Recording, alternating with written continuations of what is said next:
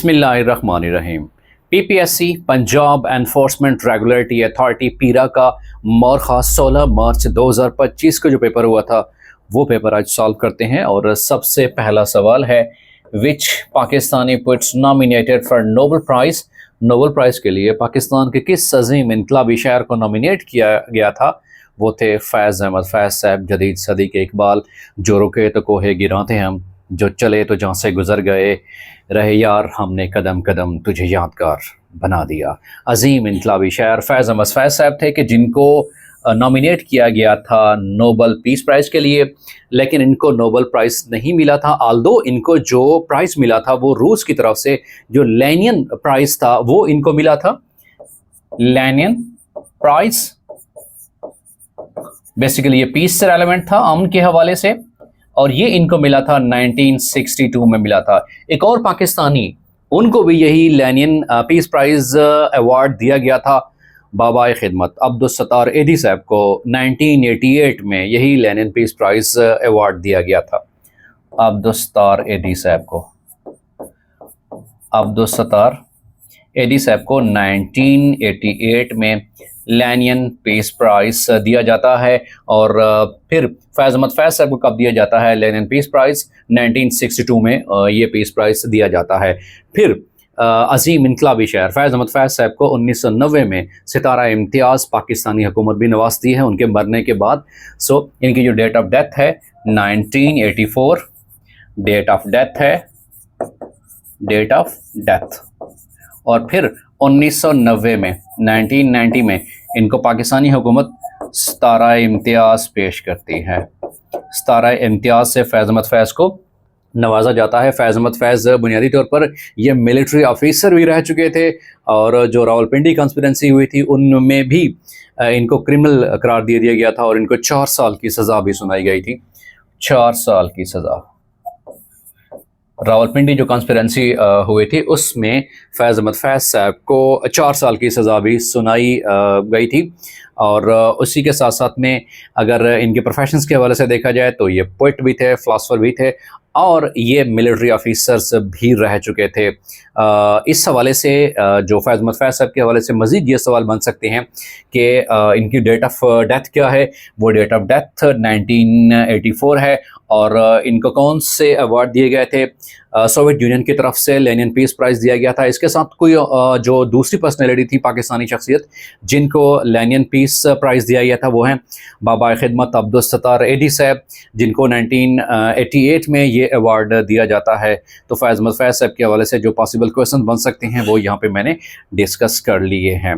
Regular और conceptual classes join करने के लिए आप नीचे दिए गए व्हाट्सअप नंबर पे कांटेक्ट कर सकते हैं। अब अगले सवाल की तरफ बढ़ते हैं कि पेपर में अगला सवाल कौन सा पूछा हुआ था। द नेक्स्ट क्वेश्चन इज, अगला सवाल है, next question is that is Badshahi mosque was built by which Mughal emperor. Badshahi मस्जिद किस मुगल हुक्मरान ने बनाई थी? औरंगज़ेब साहब ने बनाई थी। मुगलिया दौरे हुकूमत में जो आर्किटेक्चर था, फ़न तामीर था, उसको बहुत ज़्यादा मकबूलियत मिली थी और उसने बहुत ज़्यादा परवान किया था। ओइंग टू जितने भी मुग़ल हुक्मरान थे उनकी वजह से शालीमार बाग वो किसने तामीर किया था? शालीमार बाग, शालीमार बाग और ताजमहल। शालीमार बाग किसने तामीर कराया था? ये शाहजहां साहब ने तामीर कराया था, मुग़ल बादशाह शाहजहां साहब ने तामीर कराया था। ताजमहल जो कि आगरा इंडिया में है वो किसने तामीर कराया? वो भी शाहजहां साहब ने तामीर कराया था। और लाहौर में जो चौबुर्जी है, चौबुर्जी 4 गुंबद वाले, वो भी किसने तामीर कराया था? वो भी शाहजहां ने तामीर कराया था। और जो लाहौर फोर्ट है वो बादशाह अकबर ने तामीर कराया था। लाहौर फोर्ट, लाहौर किला किसने तामीर कराया था? अकबर साहब ने तामीर कराया था। तो जो मुग़ल हुक्मरान थे फ़न तामीर में गहरी जो है इंटरेस्ट रखते थे, दिलचस्पी रखते थे। इसी हवाले से ये पॉसिबल क्वेश्चंस हैं जो कि प्रीवियस एग्ज़ाम में भी पूछे हुए हैं कि बादशाही मॉस्क किसने तामीर कराई थी? वो औरंगज़ेब ने तामीर कराई थी। और अगर ये पूछा जाए कि लाहौर में और कौन सी ऐसी इमारतें हैं जो कि मुग़ल हुक्मरानों ने तामीर कराई थी? शालीमार बाग ये कि लाहौर में है, और चौबुर्जी ये भी लाहौर में है। सेम इज़ द केस कि शालीमार बाग ये भी लाहौर में है, और जबकि ताजमहल ये जो है आगरा में है, ये भी शाहजहां ने तामीर कराया था। तो फ़न तामीर के हवाले से जो मुग़ल हुक्मरान हैं उनके हवाले से ये पॉसिबल क्वेश्चंस बन सकते हैं। और अगर मुग़लिया सल्तनत की बुनियाद के हवाले से सवाल पूछा जाए तो मुग़लिया सल्तनत की बुनियाद किसने रखी थी? अजीम बादशाह मुग़ल हुक्मरान ज़हीरुद्दीन बाबर साहब ने रखी थी। ज़हीरुद्दीन बाबर साहब, ज़हीरुद्दीन बाबर साहब ने मुग़लिया सल्तनत की बुनियाद रखी थी। मुग़लिया सल्तनत की बुनियाद रखी थी। तो ये पॉसिबल क्वेश्चंस हैं रिगार्डिंग कंस्ट्रक्शंस, रिगार्डिंग आर्किटेक्चर के हवाले से कि किस मुग़ल हुक्मरान ने कौन सी तामीर करवाई थी। तो ये most important questions regarding written test, regarding interview, ये पॉसिबल क्वेश्चंस हैं जो कि यहाँ मैंने आपको प्रेजेंट कर दिए हैं। अगले सवाल की तरफ बढ़ते हैं कि नेक्स्ट क्वेश्चन कौन सा है। द नेक्स्ट क्वेश्चन इज, अगला सवाल है कि फर्स्ट फीमेल पाकिस्तानी इन सुप्रीम कोर्ट में पाकिस्तान की पहली खातून जज का एजाज़ जिनको हासिल है वो कौन सी हैं? वो हैं आयशा मलिक के सुप्रीम कोर्ट में ये पहली जो खातून हैं उनको ये एजाज़ हासिल हुआ है। इसी तरह से अगर ये पूछा जाए कि पाकिस्तान की सुप्रीम कोर्ट के पहले चीफ जस्टिस वो कौन से हैं? मियाँ अब्दुल रशीद साहब। First chief justice supreme court of Pakistan, supreme court of Pakistan वो कौन से थे? मियाँ अब्दुल रशीद साहब, मियाँ अब्दुल रशीद साहब। और करंट चीफ जस्टिस वो कौन से हैं? याह्या अफरीदी साहब, current chief justice of supreme court of Pakistan, supreme court of Pakistan. 26वीं जो आईनी तरमीम हुई थी उसके फ़ौरन बाद जो है इनको अपॉइंट किया गया था। तो सुप्रीम कोर्ट ऑफ पाकिस्तान जो करंट हैं वो हैं याह्या अफरीदी साहब, वो हैं याह्या अफरीदी साहब। इनसे पहले कौन से थे? वो थे काजी फैज़ ईसा साहब थे। और काजी फैज़ ईसा साहब के बाद जो सुप्रीम कोर्ट के चीफ जस्टिस बनते हैं जो करंट अब भी हैं वो हैं जस्टिस याह्या अफरीदी साहब। अगले सवाल की तरफ बढ़ते हैं कि नेक्स्ट क्वेश्चन कौन सा है। The next question is protein is synthesized by which? Protein science के हवाले से क्वेश्चन था, राइबोसोम्स को कहा जाता है। ये साइंस के हवाले से, एवरीडे साइंस के हवाले से मोस्ट रिपीटेड क्वेश्चंस हैं। और ये भी सवाल बात का आता है कि protein synthesis factory, protein synthesis factory, cell की प्रोटीन सिंथेसिस फैक्ट्री, प्रोटीन कहाँ तैयार होती है? तो राइबोसोम्स के अंदर तैयार होती है। और राइबोसोम वो वाहिद सेल ऑर्गेनेल है जो कि प्रोकैरियोटिक सेल और यूकैरियोटिक सेल दोनों में पाया जाता है। But the difference is that the ribosome of the eukaryotic cell is slightly larger in size as compare to the ribosome of the prokaryotic cell. अगला सवाल है कि अटैक ऑन डोनाल्ड ट्रंप साहब के ऊपर जो हमला हुआ था कौन से स्टेट में हुआ था? पेंसिल्वेनिया में हुआ था। और उसके बाद अगला हमारे पास सवाल है कि how to add comment in MS Word. हम रिव्यू टैब में ये कर सकते हैं, कंप्यूटर के हवाले से सवाल था।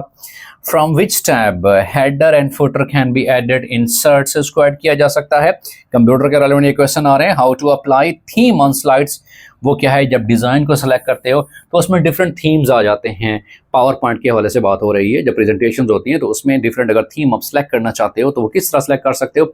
डिज़ाइन टैब पे क्लिक करोगे तो उस वक्त ये सारे डिफरेंट जो थीम्स हैं वो अप्लाई हो जाते हैं। ये कंप्यूटर से रेलेवेंट क्वेश्चन से अगले क्वेश्चन की तरफ बढ़ते हैं। How many princely states join Pakistan? वो टोटल कितनी सी?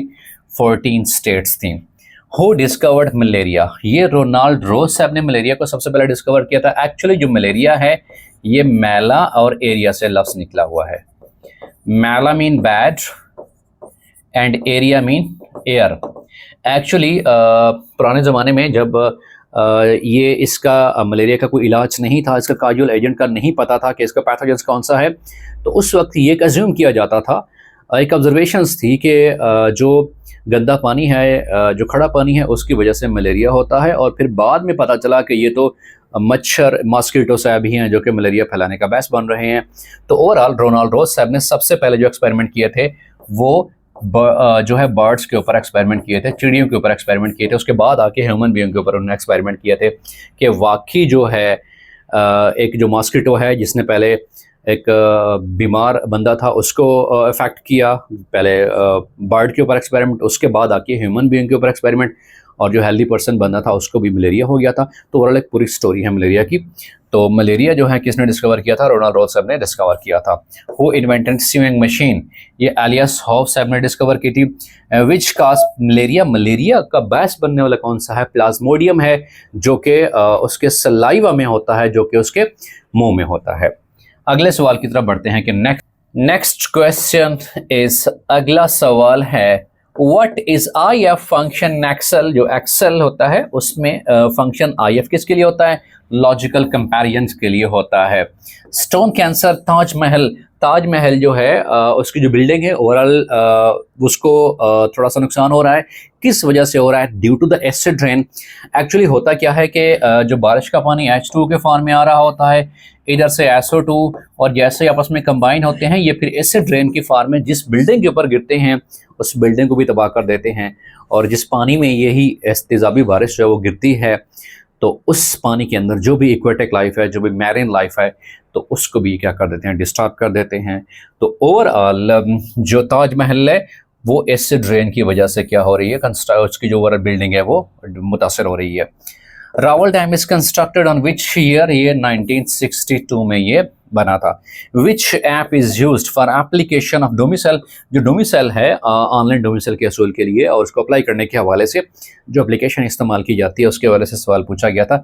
ई खिदमत ऐप उसका नाम है। What is the use of e pay app? ये टैक्स पेमेंट के लिए, यूटिलिटी बिल्स पेमेंट के लिए जो है पे ऐप इस्तेमाल होती है। इवन अगर जैसे PPSC या डिफरेंट और एजेंसीज़ हैं उनकी भी अगर फीस या चालान भरने के हवाले से जो ऐप इस्तेमाल होती है वो भी क्या है? यही ई पे के ज़रिए आप जो है पेमेंट वगैरह कर सकते हो। तो वो टैक्स पेमेंट के लिए है, यूटिलिटी बिल्स पेमेंट के हवाले से भी यही ई पे ऐप ही है। अगले सवाल की तरफ बढ़ते हैं कि नेक्स्ट क्वेश्चन कौन सा है।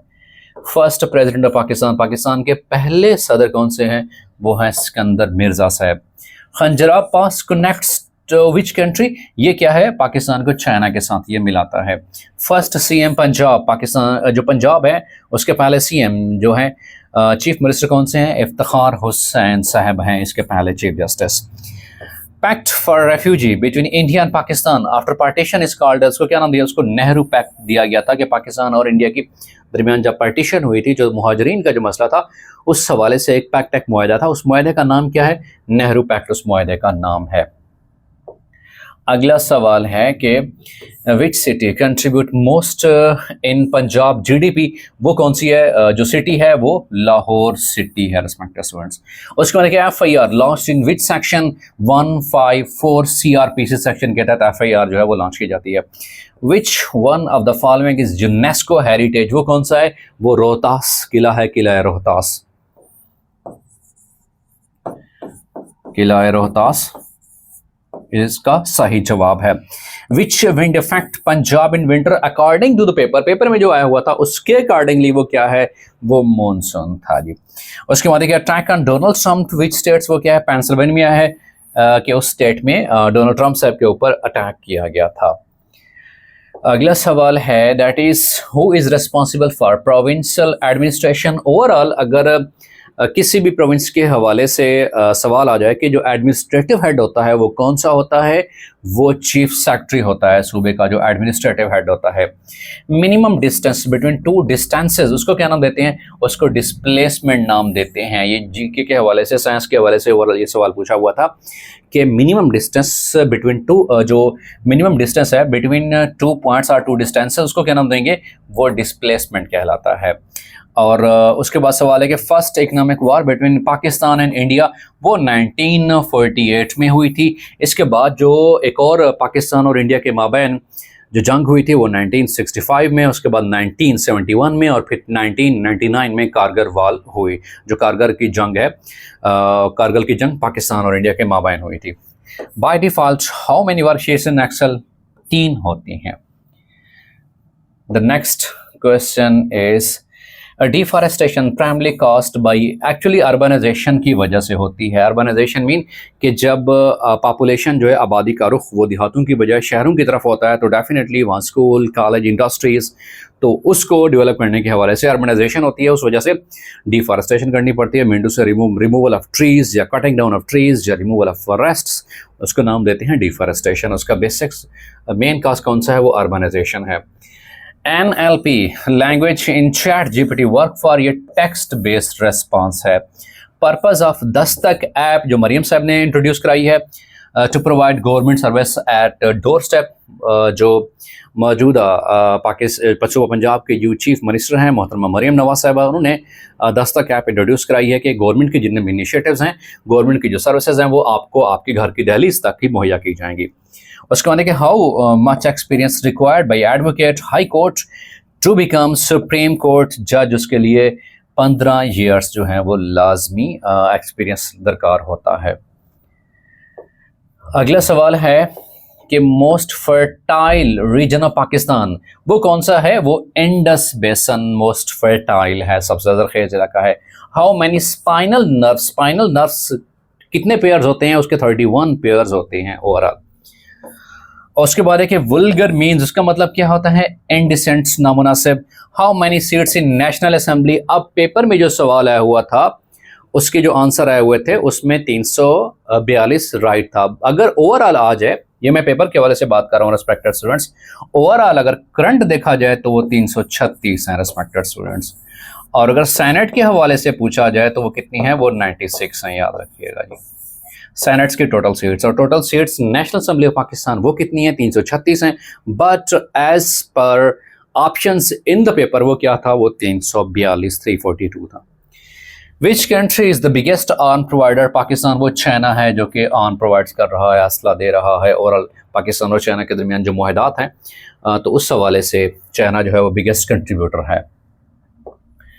अगला सवाल कि स्कॉट फ्री सरनम that means the unpublished sentence correction let us sit in the shadow of trees. Let के बाद हमेशा याद रखिएगा, इंग्लिश का रूल है कि लेट के बाद, ठीक है, जो प्रोनाउन का ऑब्जेक्टिव केस इस्तेमाल होगा, याद रखिएगा जी, ऑब्जेक्टिव केस इस्तेमाल हो सकता है, ठीक है। लेट मी कम इन, ठीक है, let him forgive, let us go for a walk, let us do this work. So let के बाद हमेशा जो प्रोनाउन है उसका ऑब्जेक्टिव कंडीशन इस्तेमाल होगी, जिसको हम कहते हैं कि मफूली हालत ही इस्तेमाल होगी, वो सब्जेक्टिव केस या पोजेसिव केस इस्तेमाल नहीं हो सकता। ये इंग्लिश के सेंटेंस स्ट्रक्चर के हवाले से ये रूल है। She is confident of his abilities, याद रखिएगा, ये ओवरऑल है प्रपोजिशन के हवाले से। जेंट्स एंटोनिम्स, उसका मतलब होता है बॉटम, और कनकॉर्ड एंटोनिम का क्या मतलब होता है? डिस्कार्ड करना। अगला सवाल that is 2 kilometre ratio to 400 metre वो कितना होता है? मैथ के हवाले से ये सवाल था, सिंपलेस्ट आपने कन्वर्जन करनी है। याद रखिएगा कि जो किलो होता है कि इट मीन्स 1000, या आप 10⁻³ भी कह सकते हो, ठीक है। अब है क्या? 2 किलोमीटर, 2 किलोमीटर इस मीन्स कि मैंने करना है 2 ज़रबे 1000 करना है, तो ये हो जाएगा 2000। अब रेशो किसकी निकालनी है? इधर भी मैंने मीटर बना लिया ना, किलोमीटर के मीटर, ठीक है। तो अब 2000 रेशो 4000 देख लेते हैं, 2000 और उसके बाद 400, ठीक है। इससे कैंसल, 4 1 0 1 4 5, तो 5:1 5:1 उसका करेक्ट आंसर है। उसके बाद है कि if a side of a square is 5 then the area is area of a square, जो स्क्वायर का एरिया होता है, जो एक स्क्वायर होती है उसका जो एरिया का फार्मूला होता है वो होता है साइड मल्टीप्लाइड बाय साइड, याद रखिएगा। तो एक अगर 5 है तो उसको 5 को मल्टीप्लाई करें 5 के साथ, सो 25, और जो एरिया होता है हमेशा क्या होता है? वो स्क्वायर में होता है, मीटर स्क्वायर, सो उसका राइट ऑप्शन है। और अगर इसके जो पैरीमीटर के हवाले से सवाल पूछा जाए वो होता है साइड मल्टीप्लाइड बाय 4। अगर एरिया के हवाले से सवाल आ जाए स्क्वायर के एरिया का, वो क्या होता है? साइड मल्टीप्लाइड बाय साइड, जैसा कि यहाँ मैंने बताया, जैसा कि सवाल में भी यही पूछा हुआ था। ऑन क्लाउड मीन मतलब हवाओं में बातें करना, इसका मतलब है कि एक्सट्रीमली हैप्पी होना जी। ब्रेक ग्राउंड इडियम्स, तो ग्राउंड ब्रेकिंग भी होता है, इसका मतलब है कि किसी की बुनियाद रखना, ठीक है, किसी चीज़ को इनिशिएट करना, स्टार्ट करना, new project, to initiate new project, इस इडियम के मीनिंग है। Next question that is why Nowruz is celebrated. Nowruz जो है पाकिस्तान के भी कुछ इलाकों में, गिलगित और उसके कुछ इलाकों में, ये नौरोज़ जो है ये गुलाब के फूलों का एक त्यौहार है, ये मनाया जाता है। और इसका मकसद क्या होता है कि beginning of a new year, कि नया साल शुरू होने वाला है, जैसे चाइनीज़ न्यू ईयर बनाते हैं, इसी तरह से नौरोज़ भी एक त्यौहार है जो कि बनाया जाता है गुलाब के फूलों के साथ और खुशियों के साथ, पैगाम के साथ। तो ये कब मनाया जाता है? At the beginning of a new year. तो न्यू ईयर के हवाले से ये नौरोज़ का जो सेलिब्रेशन त्यौहार है ये मनाया जाता है। One who can not read and write, उसको क्या बोलते हैं? इलिजिबल बोलते हैं जी। Most app used for money transfer in Punjab, वो क्या है? जैज़ कैश इस्तेमाल होता है। उसका जो ऑप्शंस आए थे उसके accordingly, right to a fair trial, यानी जो ट्रायल करना है वो फेयर ट्रायल करना है। और ये किस आर्टिकल के तहत है? आर्टिकल इन कॉन्स्टिट्यूशन 73, ये 10A के तहत है। इसी तरह से पाकिस्तान का जो आर्टिकल है 25A, ये कहता है इसका आर्टिकल के तहत कि 6 से लेकर 16 साल तक के बच्चों को मुफ्त बुनियादी तालीम मुहैया करना, ये रियासत और गवर्नमेंट की ये ज़िम्मेदारी है कि वो 6 से 16 साल के बच्चों को मुफ्त बुनियादी तालीम मुहैया करे। अगला सवाल देखते हैं। अगला सवाल है कि रॉब एंटोनिम, इसका मतलब क्या होता है? गिव। और बैंडी वर्ड इन इडियम, इसका मतलब क्या? टू से एंग्री वर्ड्स, इसका मतलब होता है। स्टडी ऑफ वर्ड्स उस नाम देंगे, एटमियोलॉजी नाम देते हैं। उसके बाद स्टडी ऑफ एग्रीकल्चर, ये बेसिकली एग्रोनॉमी है। और एग्रोनॉमी जो है ये ग्रोइंग ऑफ क्रॉप्स या क्रॉप प्रोडक्शन के हवाले से है।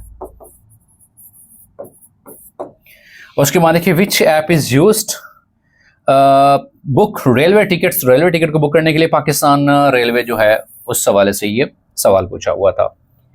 अगला सवाल है, that is why British next Punjab trade routes की वजह से उन्होंने ये काम किया था। E construction app is use for building permit के लिए, अगर कोई भी बिल्डिंग बनानी है तो उसके परमिशन के लिए क्या है? वो बिल्डिंग परमिट के लिए ई कंस्ट्रक्शन ऐप इस्तेमाल की जाती है। Which gland help in digestion, digestion में क्या है? वो पैंक्रियास हेल्प देता है जी। Which of the following terms is not used in physics, ये ओवरऑल 4 ऑप्शन आए हुए थे। उसमें जो स्टॉक वैल्यू थी ये इकोनॉमिक्स के हवाले से थी और ये फिजिक्स के हवाले से नहीं थी, ये क्या था? उससे डिफरेंट था।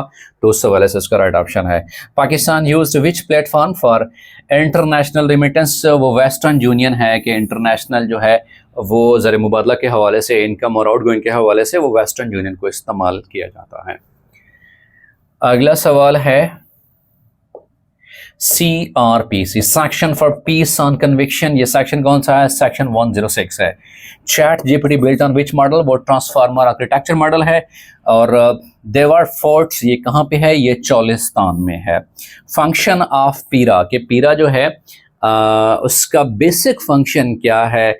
That is make rule which will align with the other ruled act, जो डिफरेंट रूल्स हैं उनके साथ अलाइन करके एनफोर्समेंट के हवाले से ये पीरा जो है एक्ट वो बनाया गया था।